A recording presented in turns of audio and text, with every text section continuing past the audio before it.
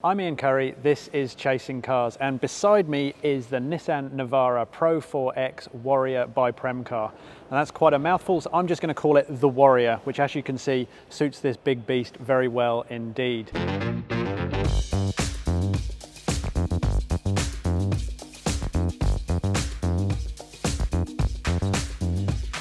Now, what it is the latest updated Nissan Navara dual cab ute in Pro 4X top grade, but the Warrior bit means it has been fettled by Melbourne-based company Premcar to make it the toughest, most on steroids beast of an off-roader that you can buy in the Navara range. So the Warrior is an Australian-only vehicle made by Australian engineers for our very specific hardcore conditions. So it's not going anywhere overseas at the moment, it's just for us.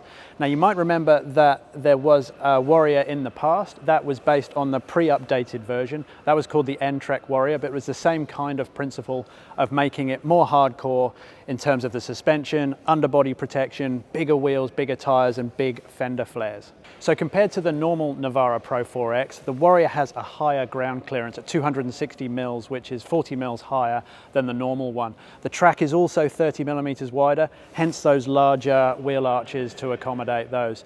Departure angle is also up 4 degrees, just showing the off-road potential of this car, because it's going to be used in our very specific off-road environments. So we're here in the Premcar facility where the Navaras will be turned into Warriors. We're not able to drive them just yet, but we believe the launch date where you'll see these cars in the showroom will be about September 2021.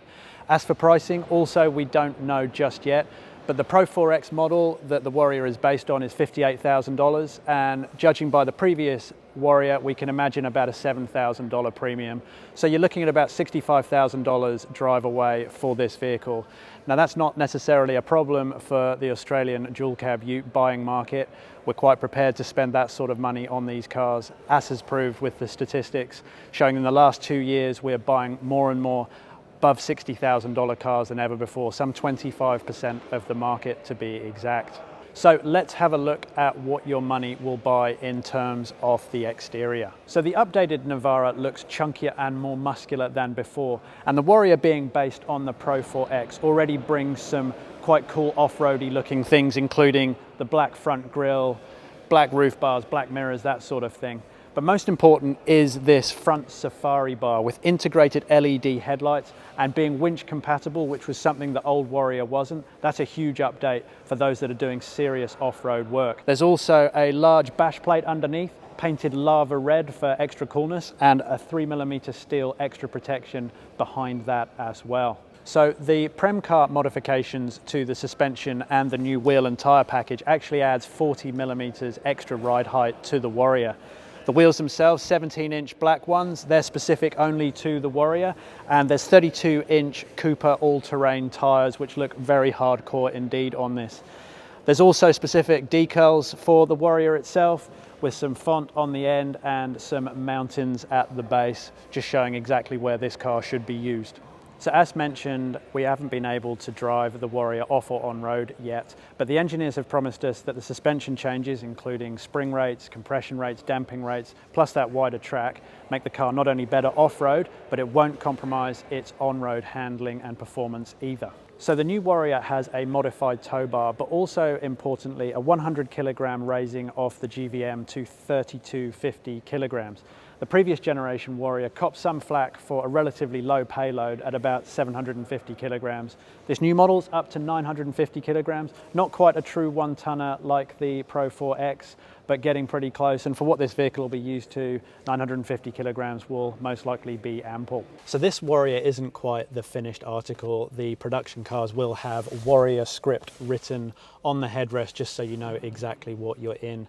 What we do have is the slightly updated Navara interior, which is a bit of an improvement on what's gone before, but still a little bit old school now this model is getting quite long in the tooth. There is an 8-inch touchscreen there running Apple CarPlay and Android Auto, which is wired rather than wireless. There's a 7-inch display screen in between my analog dials.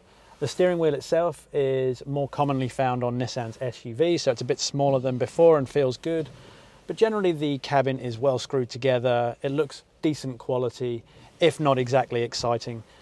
Now, You'll be probably paying about $65,000 for the Warrior, and you do miss out on things like heated seats and a heated steering wheel, which you might expect for that money, but you're not going to find it in here. So this being the updated Navara, you do get much better active safety kit, and also a feature which will help with those who will take their Warrior off-roading, which will hopefully be lots of you.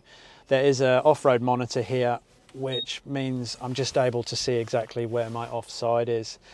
One thing is also worth noting is even though the steering wheel is adjustable up and down, there's no telescopic adjustment either. So again, something for the next generation Navara hopefully to remedy. So those familiar with dual cab utes know that riding in the back isn't often the most comfortable place to be. But for the segment, the Navara is actually reasonably comfortable. I've got good headroom, reasonable support under my legs. The middle seat's not terribly comfortable, but again, very typical. But what you do get is this new armrest and dual cup holders. Also, there's a USB point in the back now, helping for family practicality to also go with rear air vents. Now, you do get pretty hard plastics for the doors here, but what the Navara does has, which is very cool, is this opening rear window. So you can put things from the rear tray through like fishing rods, which does help with the practicality. Also very cool, of course. So in conclusion, signs look very good for the new Pro 4X Warrior. It should pick up exactly where the N-Trek Warrior of before left off, with demand outstripping supply. The updated Navara already looks tougher and more extreme than before, and the fact that it has so much Australian DNA certainly helps with the selling point here. And the engineers Prem Car, they're confident that the car is the most extreme, most tough off-road vehicle that you can buy in its segment. Whether it can compete with the Ford Ranger Raptor and the VW Amarok W580S, we're only going to know that when we do get to test the vehicle properly. But I'd love to know what you think about this new, very Australian Warrior. Please leave your comments below, and if you haven't already done so, please subscribe, and thank you very much for watching Chasing Cars.